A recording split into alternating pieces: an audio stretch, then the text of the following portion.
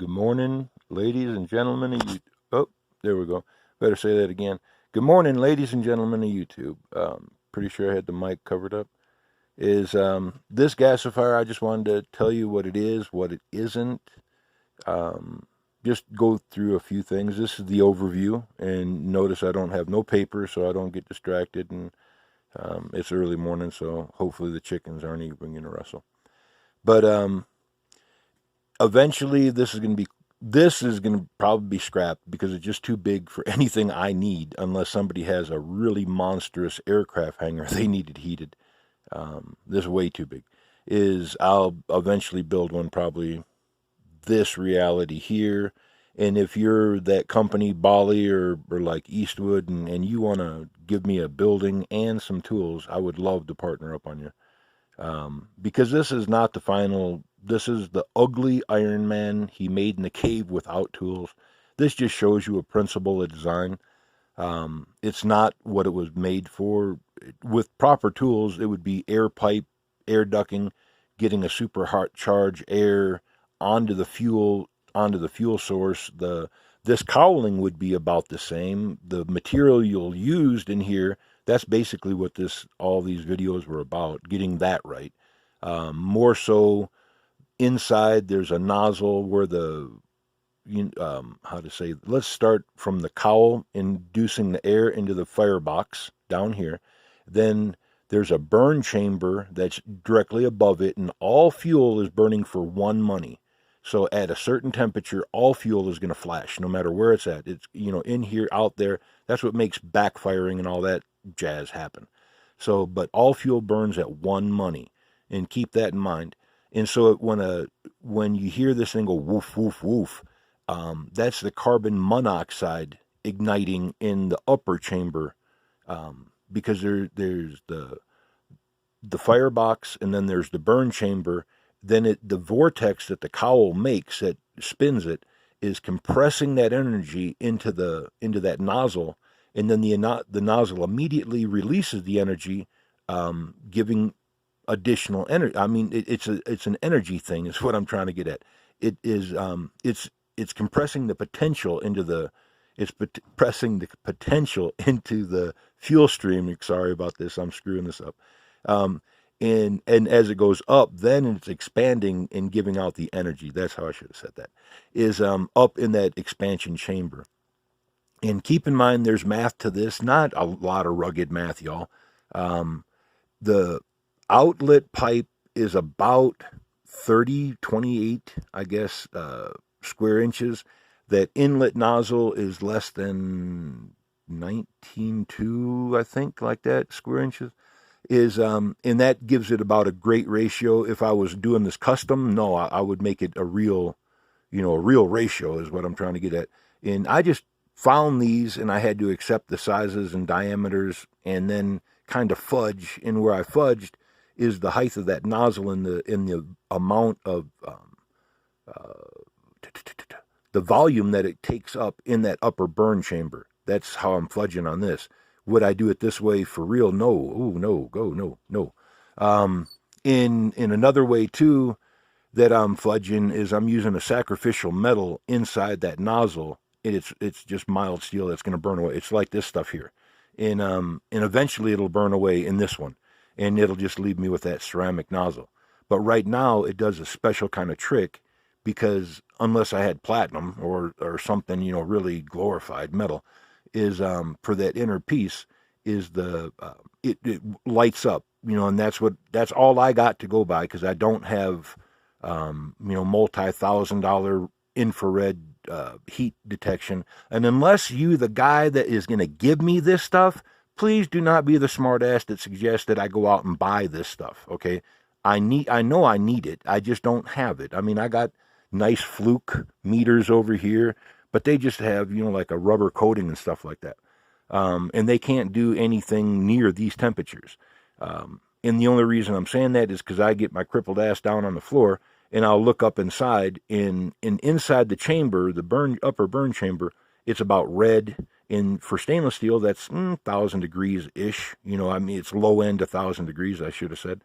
But immediately up into the nozzle, it turns a nice distinct orange, and that tells me that it's over that 1,000 degrees. It's 1,100, 1,200 degrees is what that nozzle, and that nozzle heats up evenly. And there's a trick to that. It's biochar graphene. That's why it's black. In the calcium aluminate can take 3,000 degrees. That's what it's made from. So the biochar graphene allows it to instantly and completely illuminate. Just it like glows. I don't know how best else to say that. And it's like crunchy styrofoam is the greatest way to tell you what it does to that to the vermiculite. Yeah, vermiculite.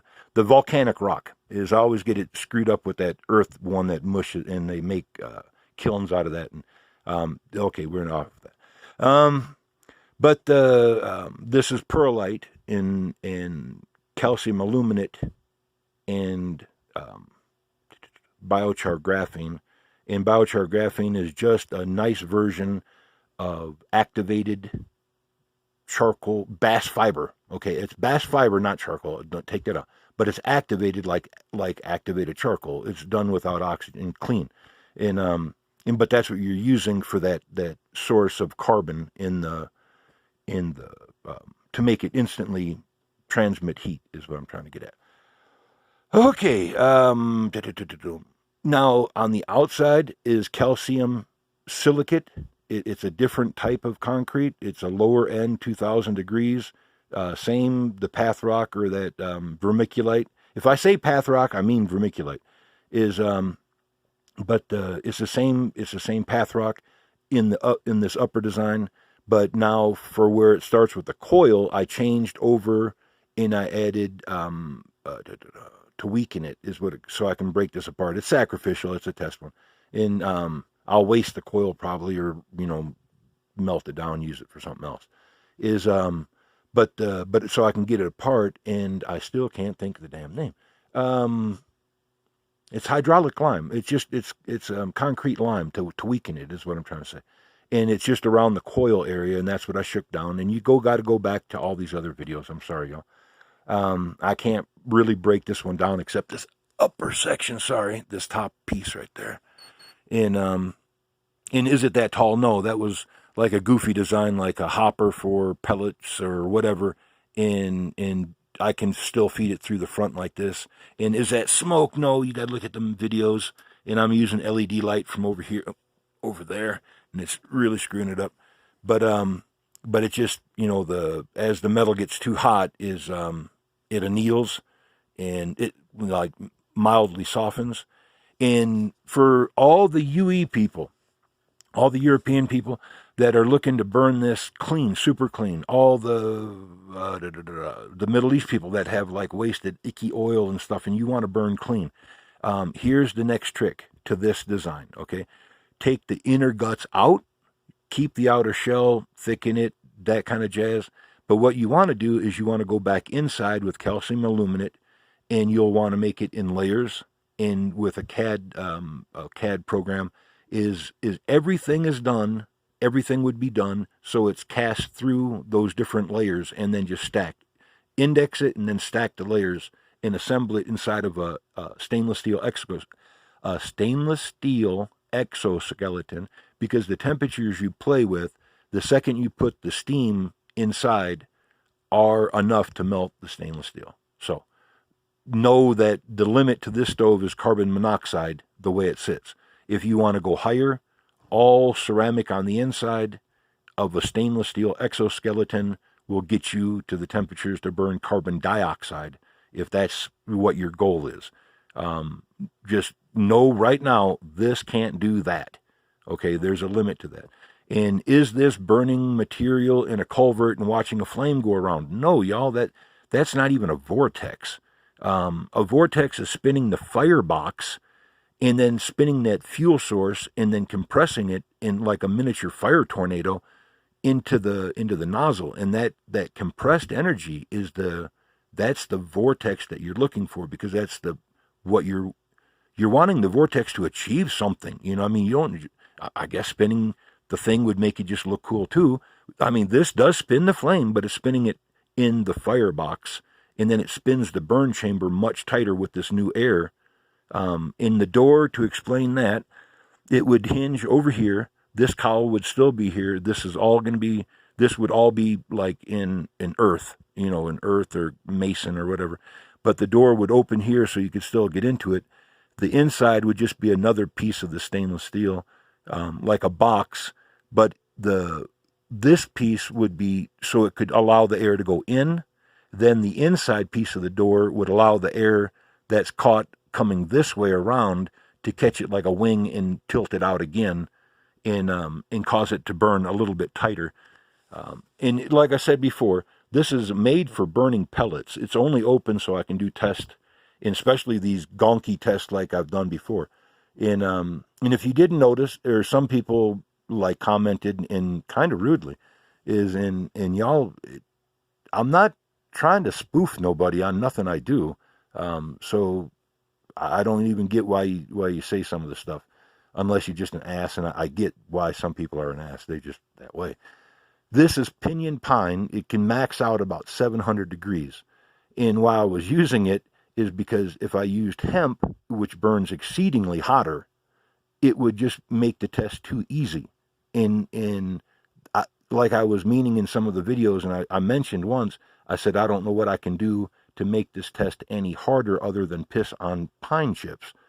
And that's what I meant, to make just this thing to get rid of the smoke. And I had one guy, say something. So I just told him, well, he was from Texas. I said, well, damn, you got me? It really just a big fancy smoke vacuum? And he cracked up. He knew that I was just, jacking with him kind of thing. And we ended up talking, we ended up talking it out. But, okay, we did everything on this, I believe, in how it works and why it works. And like I said, this is the ugly Iron Man version. The real one is all air tube, pretty much all air tube in ceramic, because the next one I want to build is that next version that can burn CO2. So if you're one of these companies that like just wasting money on rednecks that have goofy ideas, hey, right down, like, subscribe, share, all that kind of jazz, and contact me on my email, that MRG Lasecki thing. No, I don't like talking to people on the phone no more. I've burned out. I have too many yahoos and just schmucks. I'm sorry, I can't do phones anymore. The email is a great way to contact me. Be polite and all that. If you're just a schmuck, dude, don't waste your time. Because you're just wasting everybody's time. Because do I buy your bullshit? No, honestly, I don't. Throw a product out there. We'll throw it against you on the bench. We'll hit them side by side. And then we can talk smack, or you can talk smack, and I'll just stand by what I've made. Okay? Love you guys. And like I said, this is between me and the people that really do support me. And I do thank you. Okay. But like I said, this is the ugly duck.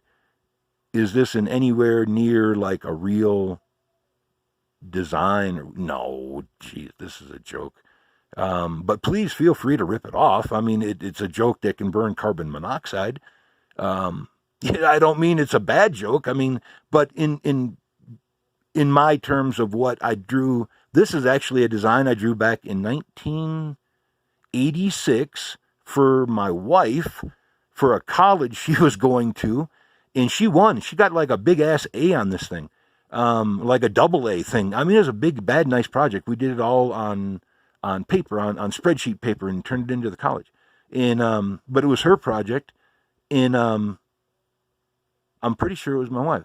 I take that back. It was somebody in 1986. It was back in the day, a long time ago. I'm older than dirt. But I sketched this thing up, and we had a good time with it. It did what it was supposed to do, but it wasn't even done in stainless steel, I don't think, back then. It was more like a masonry kind of deal. To do these temperatures, no, it takes stainless steel. You don't want to jack with just an earth stove or something like that. You'll hurt yourself. Warning, big warning here.